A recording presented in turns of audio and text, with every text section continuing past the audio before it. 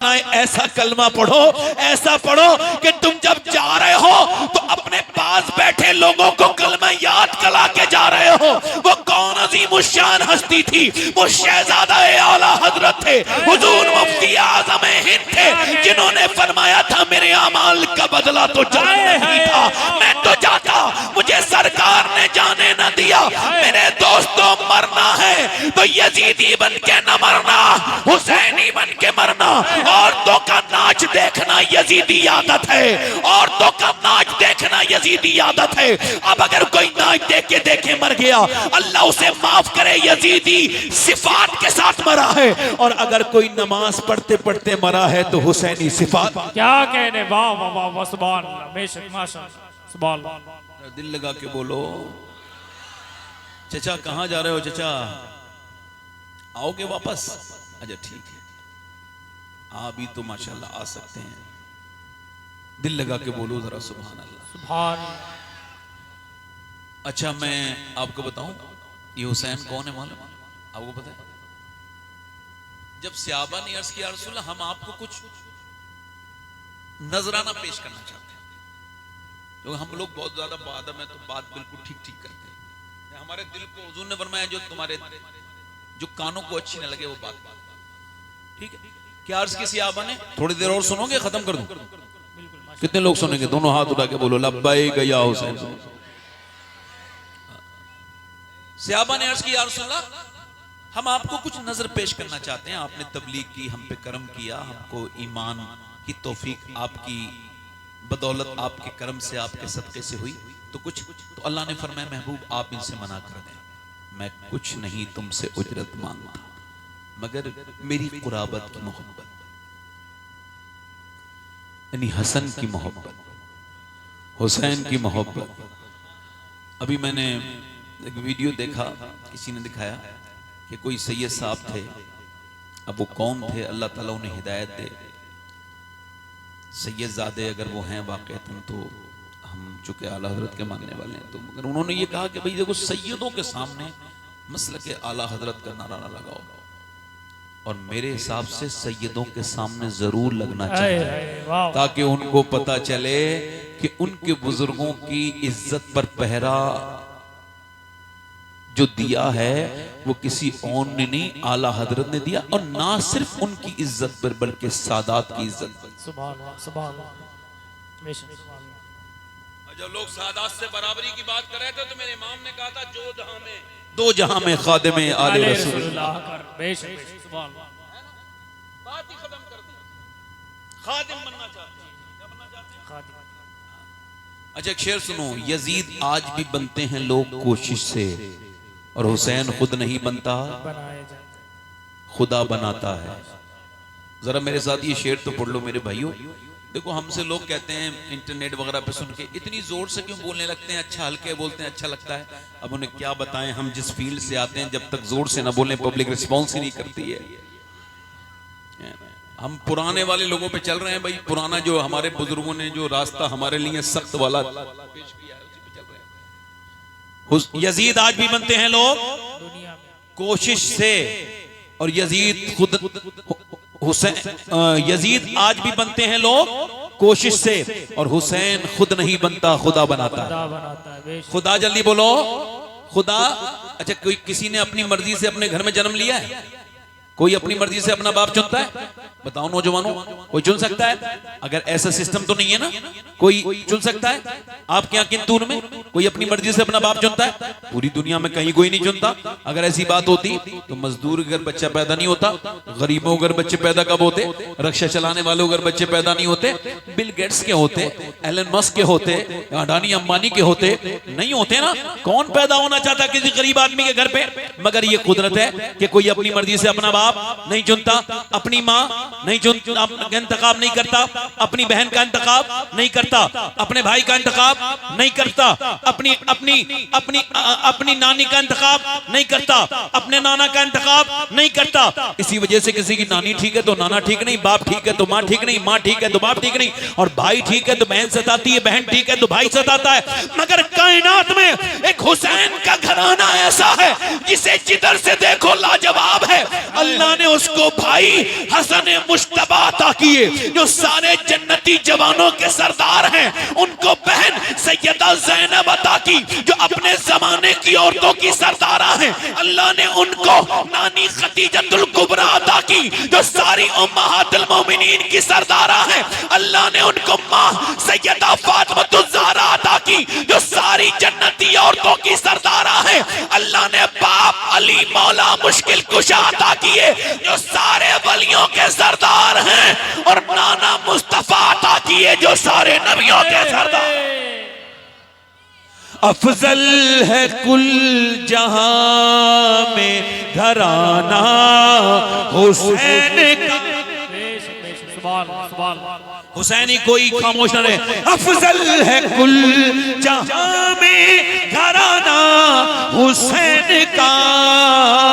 अरे नबियों का ताजदार है नाना है हुसैन का। सुभान सुभान माशाअल्लाह जिंदाबाद। एक बात बताओ, जिसकी माँ सीरियल देखती हो बच्चे को गोद में लिटाल के, और जिसकी माँ इंस्टाग्राम चला रही हो, और जिसके घर में खूब वीडियो फिल्में चल रही हो, उसके घर में कोई नेक बच्चा पैदा हो सकता है क्या? अरे आप डरो मत, बताओ हो सकता है क्या? ये जो बच्चे पैदा होती नाचने लगते हैं, ये माँ के पेट से नाच सीख के आए क्या? हाँ आए। हाँ, माँ को उसने देखा ना नाचते हुए। अब माँ के पेट में बच्चा है, अब आप कह रहे हो ये क्या बात है? हाँ ये बिल्कुल सही बात है। इसको अब मेडिकल साइंस भी इसको वेरीफाई कर चुका है कि माँ के पेट के अंदर बच्चे पर माँ के साथ होने वाली वारदात का असर होता है। यानी हार्वर्ड ने रिसर्च किया कि ये जो बच्चे दिमागी तवाज़ुन खो बैठते हैं, पैदा होते ही पागली होते हैं, पागली, इनमें से 80% तकरीबन वो बच्चे हैं तकरीबन जिनके माँ को उनके बाप ने दौराने हमल मारा, प्रेगनेंसी में जुल्म किया, तो मार बीबी को रहा था मगर मार बच्चे को बैठा।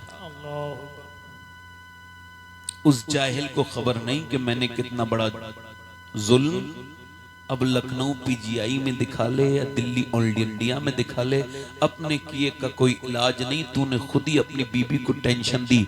औरत जब प्रेगनेंसी में होती है, प्रेग्नेंट वुमेन में होती है, डॉक्टर हिदायत करते हैं बिल्कुल टेंशन ना लेना, हाइपर टेंशन नहीं होना चाहिए, ब्लड प्रेशर को बिल्कुल नॉर्मल रखना, वरना बच्चे को पर असर हो जाएगा। याद रखना, टेंशन लोगी तो बच्चा कमजोर पैदा होगा। अगर ताकतवर बच्चा चाहती हो तो बिल्कुल फ्री माइंड बल्कि अच्छी ग़िज़ाओं का इस्तेमाल करना। जैसे वो कहता है डॉक्टर नहीं कहती जैसे तुमने ताकतवर बच्चा कहना है तो आपने जो है ना ज्यादातर अपने हमल के दौरान बादाम का इस्तेमाल करना है, इसमें आयरन होता है। आपने ज्यादातर आपने जो है ना विटामिन डी के लिए आपने अमरूद खाना है, इससे जो है विटामिन डी बढ़ेगी। विटामिन सी के लिए आपने नींबू और संतरा पीना है बेटा, और आपने आयरन के लिए आपने सेब खाने। मुझे दिल पे हाथ रख के सारे लोग बताओ कि अल्लाह का बनाया हुआ सेब, संतरा, अनार, अमरूद अगर माँ खाए तो बच्चे पे असर हो जाए, तो क्या माँ अल्लाह का कुरान पढ़ेगी तो बच्चे पे असर नहीं होगा? वाह वाह वाह, क्या नुक्ता है, माशाअल्लाह, सुभान अल्लाह, जिंदाबाद। अब तुम ये तुम्हारे बच्चे के इंजेक्शन लगे तो रोने लगती हो, और बच्चे को तुम जो जहन्नमी बना रही हो, नाचने कूदने वाला बना रही हो, हैं? ये जो तुमने अपने बच्चे को बेहया बना दिया, तुम्हारा बच्चा खड़े होकर पेशाब करता है, ये तुम्हारी बदौलत करता है, क्योंकि तुम्हारी गोद में उसको दीन नहीं मिला। याद रखो, जब खाने का असर बच्चे पे होता है तो कुरान पढ़ने का असर नहीं होगा। इधर देखो, एक बच्चा पैदा हुआ, पैदा होने के बाद रोया, नोमानी नस्ल का बच्चा है, पानीपत में 1 दिन 2 दिन 3 दिन 4 दिन 5 दिन करीब आपका ज़हन हो जाए, इस वजह से करीब की बात बता रहा हूं। और वो तकरीबन 1 महीने रोया, हकीमों को दिखाया, ठीक नहीं हुआ। और वो जब 1 महीने के बाद फखरुद्दीन बहाउद्दीन ज़करिया मुल्तानी के दामाद गुजर के जा रहे थे, उन्होंने जब उस बच्चे को रोते देखा तो अपने मुरीदों से कहा ये रो नहीं रहा है बच्चा, बल्कि अल्लाह की हम्द बयान कर रहा है। कहा कैसे? कि चलो देखते हैं। चलो पहुंचे, कहने लगे भाई कोई है घर में? कि जी। बाहर निकल के आए वालिद, कि ये आपका बेटा रो रहा है? जी। आपको मुबारक हो, आपके घर अल्लाह का वली पैदा हुआ है। कहने लगा साहब दिमाग ठीक है आपका, ना तो ये सोया है ना सोने दिया है, आप इसको वली कह रहे हैं, आप अपनी बात खामोश रहिए। उन्होंने कहा आप उसको बरा ना कीजिए, मेरी गोद में ला के दीजिए। गोद में ला के दिया और फिर एक कान में कुछ पढ़ के सुनाया, दूसरे में कुछ, बच्चा खामोश हो गया। कहने लगे साहब आपने क्या पढ़ के इसके बच्चे कान में सुना दिया जो बच्चा ये खामोश हो गया, बड़े बड़े हकीमों से ठीक नहीं हुआ। कहने लगे पहले आप मुझे ये बताएं क्या इसकी माँ कुरान की हाफिजा है? हाँ। कहा है तो। कहा उसने जब ये माँ के पेट में था ना तो उसने उठते बैठते चलते फिरते खाते पीते सोते जागते उठते बैठते इतना कुरान की तिलावत करती थी, चक्की चलाते हुए रोटी बनाते हुए, कि बच्चे को माँ के पेट के अंदर कुरान सुनने की आदत हो गई और बच्चे को कुरान की तिलावत सुनने की आदत हो गई। जब माँ जचकी में गई, बच्चा पैदा हुआ तो माँ ने कुरान पढ़ना बंद किया। बच्चे को याद सता रही थी, उसको भूख लगी थी कुरान सुनने की, तुम उसको दवाइयां खिलाते थे। मैंने एक कान में एक आयत पढ़ी और दूसरे में दूसरी पढ़ के पढ़ी, बच्चा खामोश हो गया। उस बच्चे का नाम शरफुद्दीन बू अली शाह कलंदर पानीपती है। तो जब माँ पानीपत में कुरान पढ़े तो बेटा फिर कुरान का मतलब पूरे हिंदुस्तान को समझाता है और अपने वक्त का कलंदर बन जाता है। और जब माँ फातिमा मदीने में कुरान पढ़ती है तो बेटा आवाज देता है मेरी माँ फातिमा आपने तो कुरान पढ़ा और सजदा किया तो ईशा में झुका के फजर में उठा भी लिया।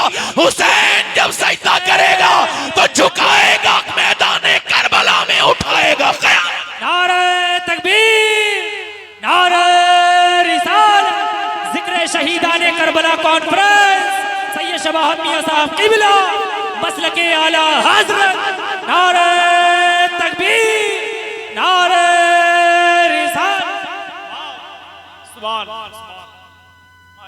यजीद आज भी बनते हैं लोग, कोशिश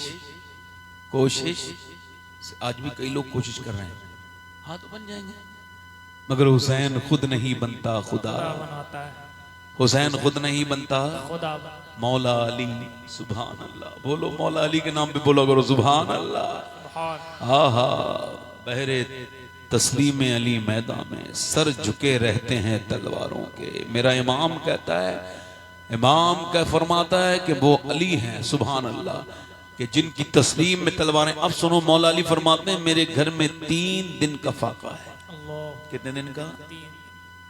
तवज्जो करो भाई, इधर देखो। ए भाई बेटा बैठ जाओ, ए बेटा बेटे बैठ जाओ, बैठ जाओ, बैठ जाओ, माशाल्लाह बैठ जाओ। अच्छा ये मोबाइल अब बीमारी बन गया है। हाँ अब ये मोबाइल नहीं, मैं आपको सही बता रहा हूँ, 5 घंटे से ज्यादा, मैं ये बात नहीं कह रहा हूँ, इसको डॉक्टर कह रहे हैं। जैसे बुजुर्गों ने हमारे फरमाया कि जब इलाज करवाओ तो उस वक्त का सबसे बेहतरीन इलाज कराओ, जो बेहतरीन नॉलेज। तो यही डॉक्टर लोग जो हैं ये कहते हैं कि जिसकी स्क्रीन टाइम 5 घंटे से ज्यादा बेवजह है, उससे कोई काम भी नहीं, मोबाइल से कुछ लोग काम होता है। तो मैंने इस तकरीर की थी तो कुछ लोग इस पर एतराज कर रहे थे, तो मैंने इसको अपडेट कर दिया। बगैर काम के जो ये मोबाइल चलाते रहते हैं तो इनके बारे में उन्होंने कहा कि ये 5 घंटे से ज्यादा जो मोबाइल देखता है या तो ये पागल हो चुका है या करीब में पागल हो जाएगा। जैसे मिसाल के तौर पे मैं आपको मिसाल दे रहा हूँ, मिसाल के लिए समझा रहा हूँ। और जैसे आप मान लीजिए मेरे हाथ में मोबाइल है ही मोबाइल। अब ये जो मेरा मोबाइल है ये मैं बाथरूम में जाता हूँ तो बाहर रख के जाता हूँ, और जब खाना खाता हूँ तब भी अलग रख देता हूँ। जब कोई मुझसे बात कर रहा होता है मेरा अजीज या मेरा कोई भाई, तब भी मैं मोबाइल को नहीं देखता हूँ, उस पर तवज्जो करना जरूरी है, उससे बात करता हूँ। और जब मैं सोता हूँ तब भी बहुत पहले बंद करके एक तरफ रख देता हूँ, उसके बाद सोता हूँ। अभी तक मैं इस मोबाइल का मालिक हूँ। अब जब ये मुझे बाथरूम में भी पीछा ना छोड़े, खाना खाते वक्त भी ना छोड़े, 4 आदमी मेरे सामने बैठ के मुझसे बात करना चाह रहे हो, मैं फिर भी इसी खिलौने में लगा रहूं, तो अब ये मेरा मालिक बन गया मोबाइल। मुझे सोचना चाहिए मैं इंसान हूं, मेरा मालिक मोबाइल बन गया, इससे मुझे पीछा छुड़ाना चाहिए। ज्यादातर इस दौर की बीमारियां इस वजह से हैं कि इंसानों ने इंसानों से बात करना छोड़ दिया, मोबाइलों में लग गए। शुगर इसी की वजह से है, ब्लड प्रेशर इसी की, मैं एक बात को नहीं कह रहा हूं, कैंसर इसी की वजह से, कम्युनिकेशन गैप की वजह से इसकी बात, अच्छा मैं कोई ऐसी बगैर प्रूफ के बात नहीं करता, आपने गूगल पे जाइए और उसमें एक रीजन जो सबसे बड़ा कैंसर होने का बताया उन्होंने कि जिस घर में झगड़े ज्यादा रहते हैं उस घर में कैंसर हो। टेंशन से बेफिक्र रहिए। मौला अली फरमाते 3 दिन का फाका, कितने दिन का? ये उलमा तशरीफ रखते हैं। हल्की सी मौला अली की सखावत और हल्की सी मैं झलक दिखाना चाहता हूं। वो कितने सखी हैं ये तो अल्लाह जानता है, उसका रसूल जानता है। अब जरा जोर से बोलो सुभान अल्लाह, दिल लगा के बोलो या रसूल अल्लाह, हाँ मुस्कुरा के बोलो। अब जरा तवज्जो करो, मौलाए कायनात फरमाते हैं कि वो 3 दिन का उनके घर में फाका था, तो सैयदा ने अपनी चादर दी और फरमाया लो आप इसको बेच आइए, मुझसे बच्चों की भूख अब देखी नहीं जाती। मौला अली गए, अल्लाह अकबर, कहते हैं मैं बेचने चला गया। हजरत अली फरमाते हैं फातिमा ने मुझसे कभी कुछ नहीं मांगा, ख्वाहिश नहीं की। हदीस रिवायत में मैं आपको दिखा दूंगा मेरे मोबाइल में। ये बहुत बड़ी बात है तारीफ के लिए, एक खातून की तारीफ। कभी हुजूर से मौला अली से कभी कुछ।